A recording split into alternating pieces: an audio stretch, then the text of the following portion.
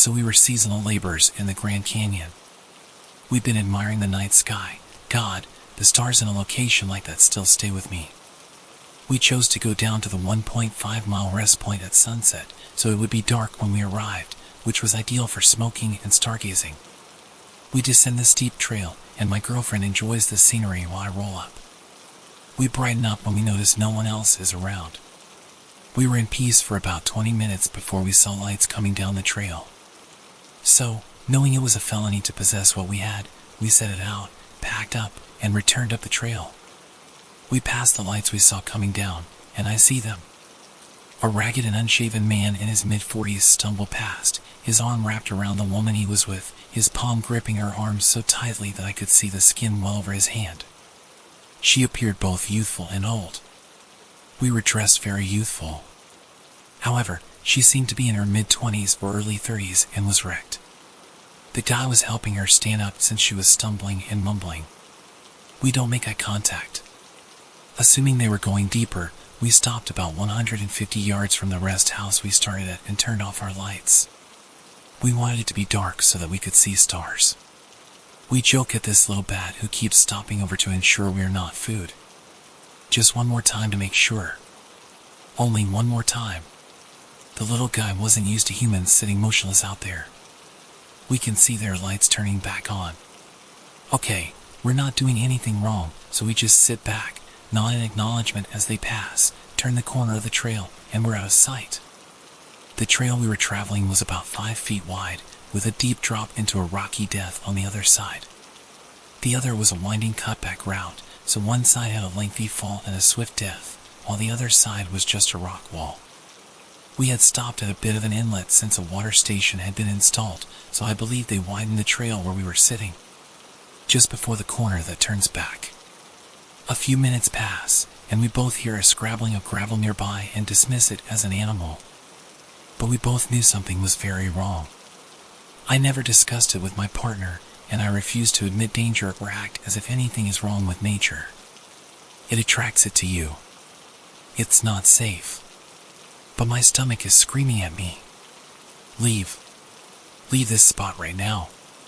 So we head out, and I switch on my flashlight and aim it straight down. I don't want to blind anyone going down the route. And as we round the corner, I catch a glimpse of them. The woman was attempting to mimic some sort of seizure. But I have seizures and know what they look like. It was not quite right. And I almost stopped to help. If I had an incident while out, I'd want assistance as well. Then I noticed him, placed on a wall behind her, appearing to be asleep. Neither my partner nor I acknowledged them. They were less than 10 feet from where we had been sitting. We just kept going up, not wanting to know what the fuck was going on. When we got approximately 100 yards from that place, I asked my partner whether they saw what I observed. They did. Their instincts were also alerting them there was danger. And we noticed 2 lights halt-assing behind us. There is no way this bitch can go so fast after a seizure. No way, hell. And they're gaining quickly. So we fucking booked it. But I have low vision, and I could have made the hike well if I could have taken my time and rested. Can't do it when 2 insane people are chasing you up the trail.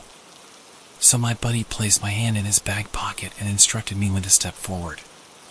And we moved as quickly as we could, with me stopping frequently to breathe and attempt to figure out where they had gone. The lights continued to follow, always getting closer.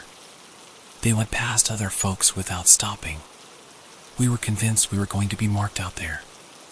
We hiked back up in 30 minutes. Longest period of my life.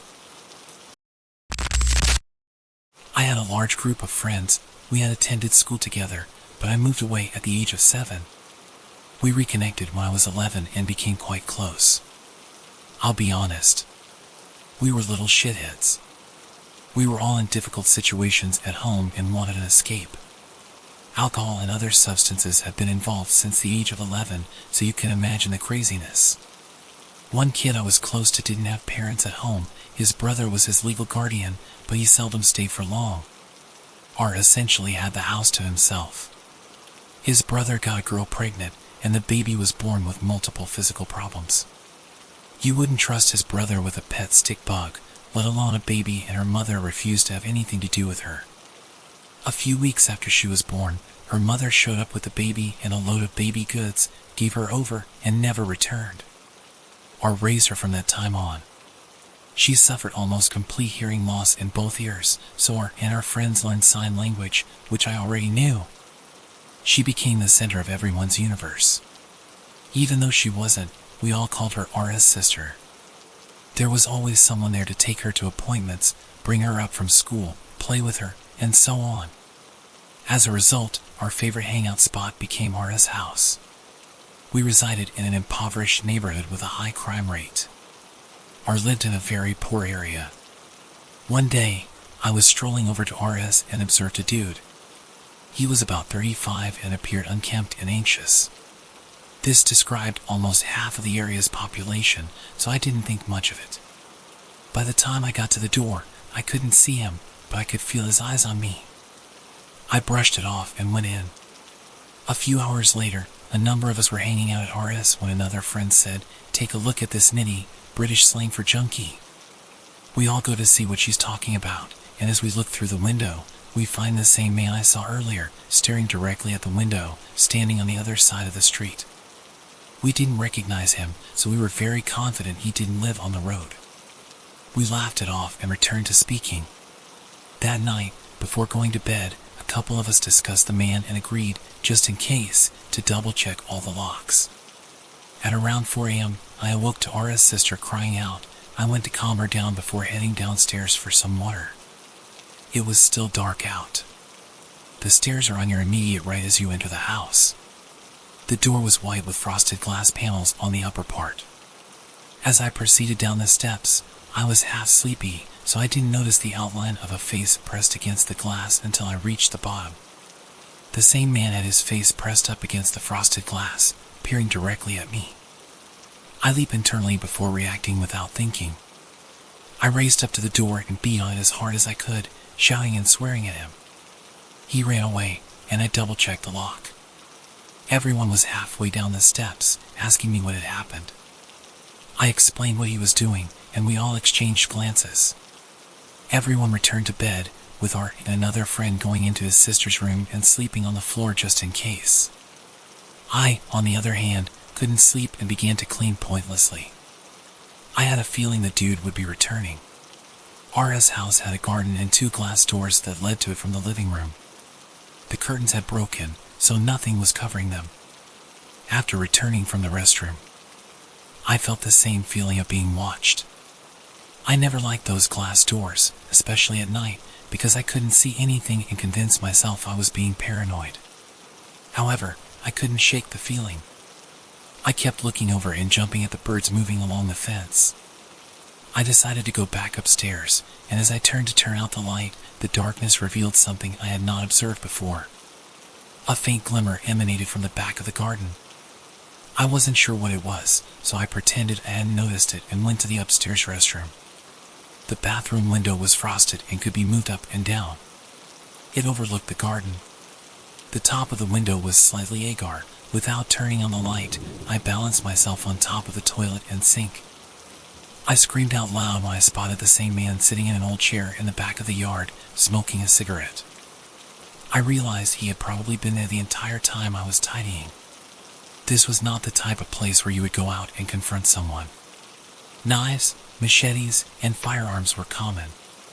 His clothing was baggy, so you couldn't see if he had anything on. Calling the cops was always a last resort. He tried to explain why a bunch of teenagers and a little child are alone, with no parent or guardian in sight. I jumped down, trying to decide what to do. I woke up my pals and told them what was going on. We looked to see if he was still in the garden after 4 left with RS sister to take her to someone else's residence. We thought he'd become bored and go, but we weren't taking any chances by keeping her in the house. For the next 4 days, we all stayed at home while RS's sister slept at another friend's place. The next 4 days were some of the craziest in my life. He remained in the garden as the day became lighter. We assumed, like most of the crazy, that he was out of his mind and easily intimidated. R, who lived in this neighborhood, possessed multiple weapons. Armed with bats and kitchen knives, we marched into the living room, which was now bright enough to see the garden, and stared him down. All of the gals were punks or grunge, and the guys were all roadmen, essentially tracksuits and balaclavas. We'd been in enough fights to know how to handle ourselves, and we looked the part. He ran, almost knocking down the fence in an attempt to jump it. A few hours later, I heard a disturbance in front of the house that sounded like someone knocking on the bins. I looked out the window, hoping that the foxes hadn't tipped the debris all over the road again, and saw the same scruffy man, but this time he was accompanied by 2 other equally disheveled males. We made eye contact, and it was the first time I had looked at him. He was in his mid-30s, with loose unclean clothes, greasy brown hair, and dirt-covered hands. He grinned at me, and as my gaze was drawn to his face, I noticed something I was surprised I had overlooked previously. He had a Glasgow grin. It felt like something out of a horror film. I announced to my buddies that he was returning. Someone proposed we go face the men, but that was soon shot down. We could fight, but we weren't bulletproof. None of us were willing to approach them since we hadn't quite mastered the skill of outrunning gunshots. Looking back out the window, we called for him to go, and to our astonishment, he and his minions did. A few hours later, a friend walked downstairs to get some dinner. She noticed the man and one of his minions standing back in the garden. She hurried back up to tell us. As we ran down the stairs, we all jumped as we saw the other minion's face jammed against the front door. By this point, we had run out of ideas. We didn't want to call the cops, so we decided to keep an eye on them instead. We'd all kept the bats and kitchen knives with us, so we sat between the living room and the front entrance, looking. We stayed there all night, taking turns sleeping. At one point, the man at the front entrance joined his friends. We pondered making a break for it, but there were too many of us to escape before they hopped back over the fence and met us at the entrance. For 4 days, we sat there and took turns sleeping. Men did the same thing. We all simply stared at each other. Now and then, one of the men would press their face up against the glass and knock on the door, making odd sounds. We'd all leap up and rush back to the entrance. This seems to cause them to quit. A few times, 1 or 2 of us would sneak away and boil the kettle before sneaking it upstairs and into the bathroom. The others would bring the men closer to the door. It wasn't difficult. If you approached the door, so would they. When they got close enough, the ones in the bathroom poured the hot water out the window. It hit the men more than once, causing them to leap back and shout at us. But no matter how many times we did it, they refused to leave or stop coming to the door. Occasionally, one of his minions would go and return with smokes, food, booze, and what we initially thought was heroin but rapidly changed our minds. We'd seen enough heroin users to know they weren't. On the second day, all of the boys were asleep. I was weary. I had scarcely slept. I had scarcely broken eye contact with the man. It was night, and all of the boys were asleep. We noticed the males whispering to one another before pulling their trousers down and skipping some of the most filthy things I've ever seen. But I didn't move my eyes. Not once. I was not staring at the men. I was staring at their trousers. Specifically, the black metal bits are somewhat apparent. I was hoping one would move so I could get a better look. Fake guns were equally ubiquitous as real ones. I recognize a phony gun when I see one. But all I noticed were the portions of black metal that were not covered by their trousers. The only thing that appeared to irritate the males was one of my buddies. She was pretty tall and a total punk with thick, dyed red curly hair. However, it wasn't her style that seemed to bother them. It was her face. She was the only other person I'd ever seen wearing a Glasgow smile. Only she had clown-like triangles above and below both eyes, as well as smaller scars all over her face. Some were inflicted by incident when she was younger, while others were the result of her mental health concerns. The minions didn't seem to get it, and their eyes were continuously perplexed. I was worried about the original man with the Glasgow smile. The other appeared to be in danger of being blown away. But not him. He was crazy, don't get me wrong, but he was with it. He was aware. But he would not look at my pal. He never looked away from her face. On the 4th day, at around 1900 hours, we heard police sirens. We all looked at each other as if someone had managed to phone the cops without anyone noticing. The police were not there for us, they were there for residents down the street. Nobody was surprised. Everyone, including the 96-year-old lady 2 doors down, recognized the house as the pharmacy. Riot trucks and armed police have arrived to storm the location. However, the 3 men were unaware of this. The 2 minions took off running, but the man hovered for a moment. Everyone else's attention was drawn to the front door, where they could hear sirens blaring and lights flashing, wondering if a neighbor or one of the people who had left had phoned the police. But I didn't take my eyes off of him. He laughed at me and pulled out his revolver, pointing directly at me through the glass door. He made a firing gesture and mouthed the word pew, before he set off sprinting as well. We never saw the men again, they never returned, and we never saw them lurking around the area. Nothing. My parents' house when I was born was built during the war. I'd always heard that many of these homes were built for military laborers and their families. Due to my grandparents' involvement in war production, the other half of my family moved nearby. My parents purchased the house in the early 1960s and were the second owners. The original owners, who purchased the house brand new in the 1940s, were a childless couple who, according to my parents, would occasionally travel over to visit their old house long before I was born. The house was small, with 3 bedrooms and 1 bathroom on a lot large enough to expand, so my parents enlarged it in the 1970s to include a family room, dining room, and closet space. The add-on was obvious since the major part of the old house had a raised foundation and the addition was built on a concrete pad. There was a step down to reach the add-on. This add-on was created before I was born, or perhaps when I was still a baby. My parents had only said that the add-on was erected in the 1970s.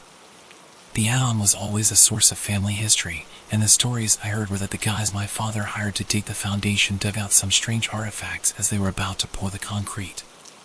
My father had also requested that they build a patio off the addition, so they had almost our entire backyard dug up, leveled, and ready to pour foundation and patio space. As I already stated, I was not present at the time, nor was my baby. However, there was constant chatter about what was dug up during the building, such as wood, unusual metal, pottery, and even jewelry. Fast forward to when I was in elementary school as a child. As any boy, I wanted to dig in the backyard and play, which always made my mother very furious. I could do almost anything back there but dig. Well, one time I was playing with my Hot Wheels and decided to construct a dirt track for them, so I went to the side of my house where my mother couldn't see and began digging in the dirt. I discovered some pottery objects, what appeared to be glass beads and an extremely ancient sideboard. My older brother had discovered me and informed my mother, who became enraged and ordered me to throw it away, cover up the dirt, and never dig there again. It wasn't until the year we moved out of that house that I grew up and began to notice what else might have been out there. For background, our add-on was always creepy. No one wanted to stay down there alone, just like when I was a youngster or with my brothers. Even once, we had a cousin who was about a year older than me stay over, and my mother had one of those large sofa beds from the 1980s, so she put him to sleep there. He did not make it through the night, so he slept on the floor with a blanket in our room. He stated he heard strange noises, we all heard them, saw strange shadows, and occasionally heard scratching at the windows. Also, I never played in the backyard at night because I didn't like being outside after dark. So the year we moved away from that house, I overheard my parents eventually admitting that there could have been an unmarked grave or graves on that property that were never located when the tract of homes was developed. Vast pieces of land in the area were owned by dairy farmers in the 1800s. Before the war, the land was open space as the farmers finally moved away. Even before that, the area had a different name, which was only altered when cities were founded in the 1910s and 1920s. So the home where I was born and lived until I was in middle school may have had unmarked graves. So in England, there is an annual festival called Glastonbury. It takes place in Somerset and is the largest festival in England. The 5-day festival primarily focuses on music but also includes dance, theater, circus, and comedy events. Around the late 1980s and early 1990s, my father worked security at Glastonbury with a few friends. His primary responsibility was to drive around the perimeter of the festival with one of his friends in a vehicle, catching anyone attempting to sneak in.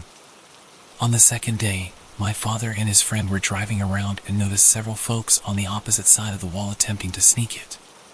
Typically, people throw their luggage over first, so they park the truck on the side of the wall and get out. A few seconds later, these bags thumped down on the truck's roof, followed by two people. They were halfway over the wall when they noticed my dad and his friend standing in security uniforms, gazing at them and generally appearing scary. They froze, plainly unsure what to do. After a few moments of stillness, my father and his friend erupted into a wide smile. They ordered the attendees to jump over and they would drive them down to the festival's main area. This wasn't a gimmick. My father and his friend simply didn't care. If the folks did not appear to be there to make problems, they would be let through. My father and his friend received a call over the radio while driving the group down to the festival's main area. It came from another member of security they knew, who asked them to go check out the restrooms since something was going on. They dropped the group off and radioed back to see what was going on. The guy informed them that someone had claimed to have been bitten on the ass in the toilet. Perplexed, my father and his friend inquired whether the man was joking. He answered no, but the guy who reported it was high, so it was probably nothing, but it was worth checking just in case. Now these are festival toilets. A rather flimsy temporary structure over what is essentially a cesspool. Unsure of what they were looking for, they went down to the restrooms, looked around, and then departed. They continued patrolling the border and overheard 3 more radio calls reporting that someone had been bitten on the ass. Other security personnel closest to the restrooms checked it out and found nothing. The notion was that it was a prank or that a rumor had spread and people were so high they were imagining it. My father and his friend were well known among the rest of the security for their strength and fighting abilities. They were regularly called in when things got out of hand. A call came over the radio, directed at my father and his friend. A 4th person claimed getting bitten on the ass while using the toilet. Only this time, the woman had a big bite mark that had split her skin.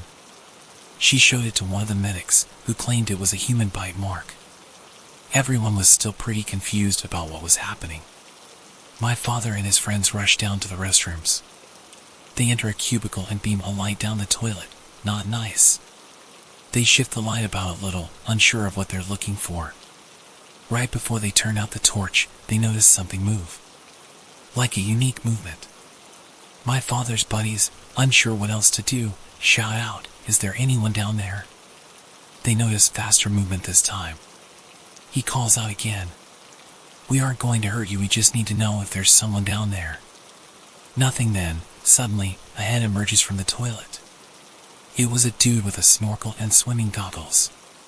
My father was surprised and asked him how he got down there. He said he had tunneled in.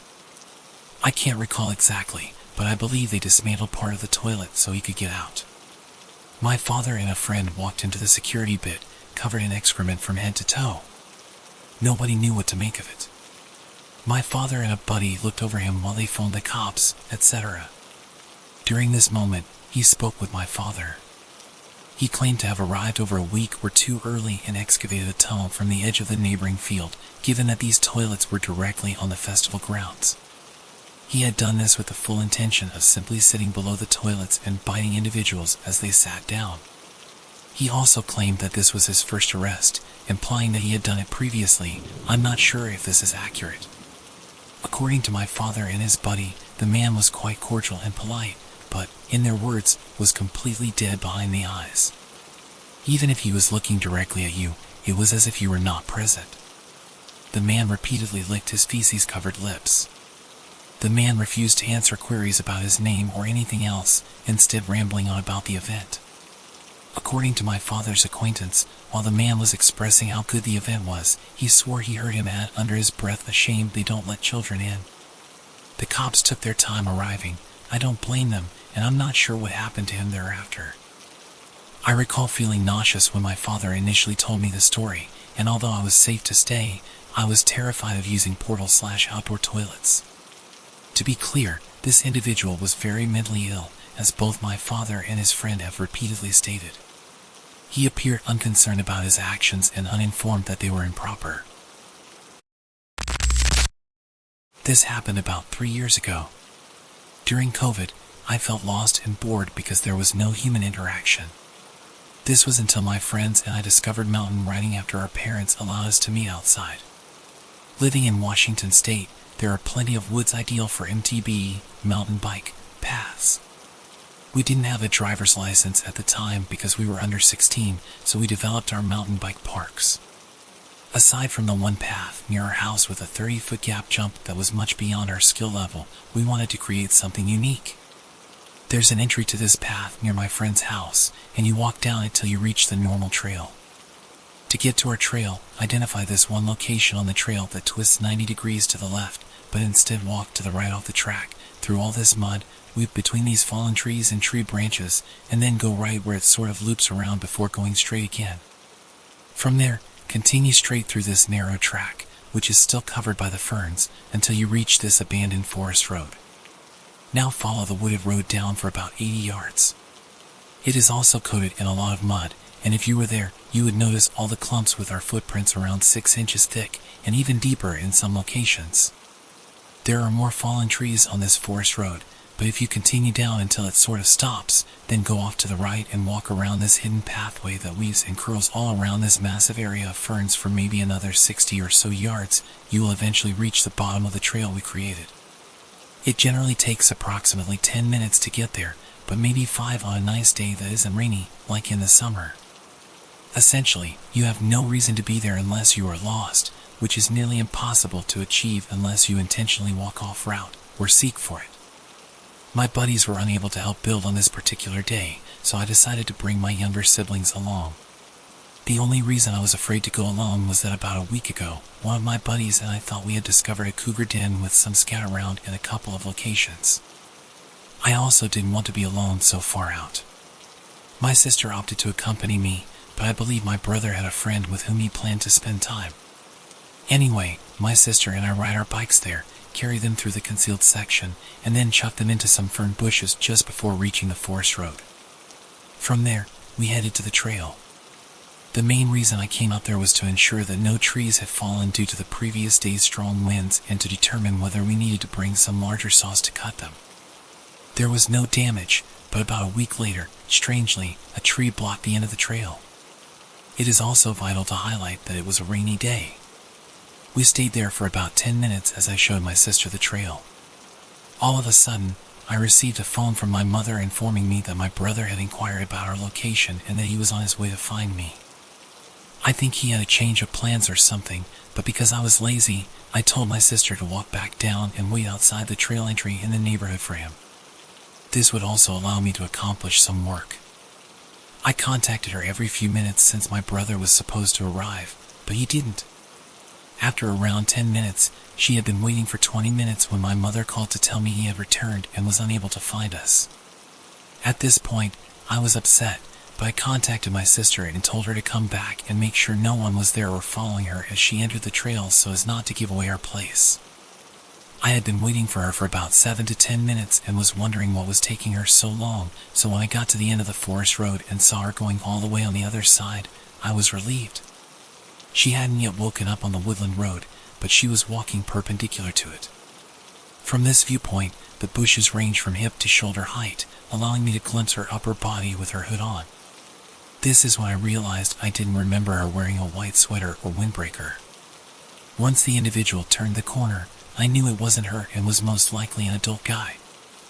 I swiftly backpedaled to the side and down the hill, ducking behind a tree to phone my sister.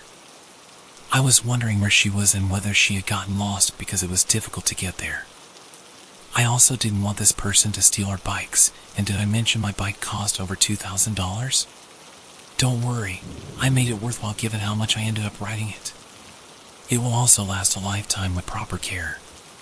With my concerns about my bike in mind, I contacted my sister, and as soon as the phone rang, I heard a voice on the other side of the tree I was hiding behind exclaim, "What are you doing?" It was my sister. I hurriedly urged her to get down so that she would not be seen by the person.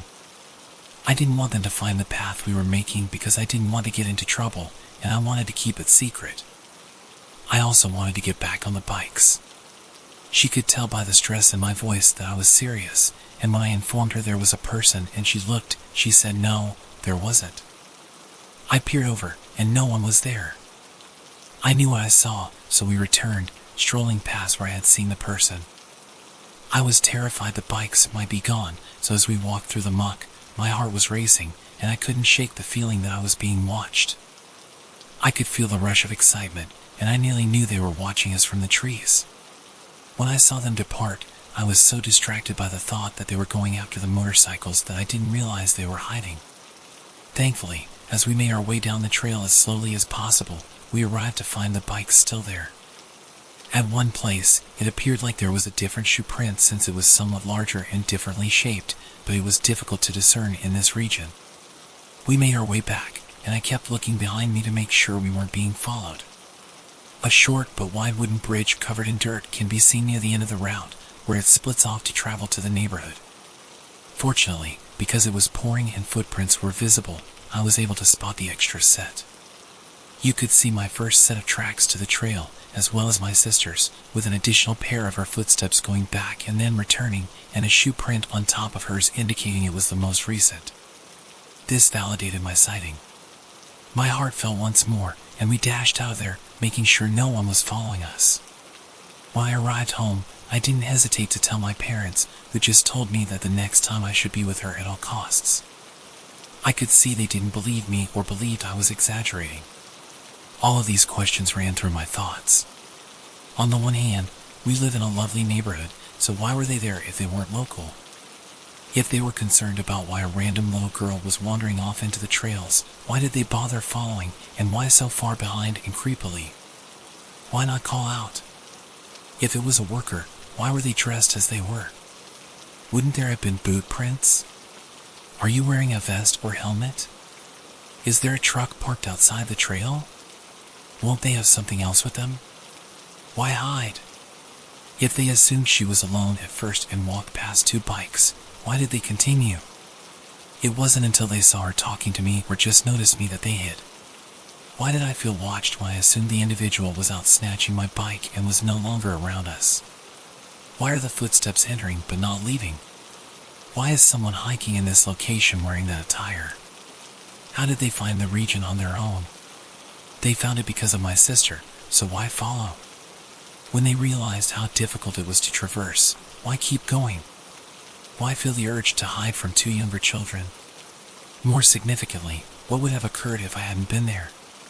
Anyway, I feel the need to explain a few details. The imprints were about a half-inch to an inch larger than my shoes.